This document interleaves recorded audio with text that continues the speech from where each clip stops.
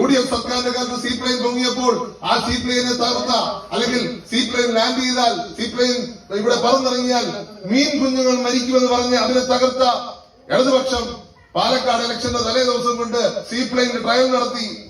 അതുമായിട്ട് കണക്കാക്കി, അതേപോലെ കണക്കാക്കിയാൽ മതി. നിലമ്പൂരിലെ ഇലക്ഷന് മുമ്പ് എന്തെങ്കിലും ഒരു സ്റ്റണ്ട് വേണം. ആ സ്റ്റണ്ടിന് വേണ്ടിയാണ് ഇപ്പോഴത്തെ പാത കൊണ്ടുവന്നിരിക്കുന്നത്.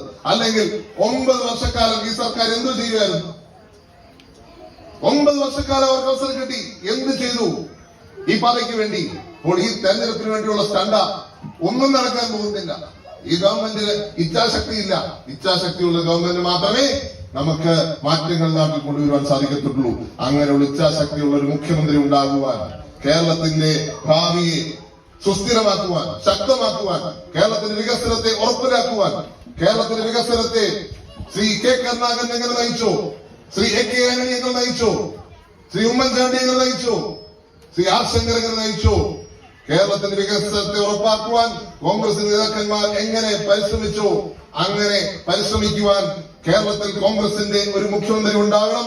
2026 മെയിൽ അത് സാധ്യമാകണമെങ്കിൽ നിലമ്പൂർ UDF-നോടൊപ്പം കോൺഗ്രസിനോടൊപ്പം ബാപ്പുട്ടിക്ക് ഉണ്ടാവണം, ബാപ്പുട്ടിക്കൊപ്പം ഉണ്ടാവണമെന്ന് പറഞ്ഞുകൊണ്ട് നിങ്ങളുടെ വിലയേറിയ വോട്ടുകൾ കൈപ്പറ്റിച്ച് നൽകി അദ്ദേഹത്തെ വിജയിക്കണമെന്ന് അഭ്യർത്ഥിക്കുന്നു. നന്ദി, നമസ്കാരം.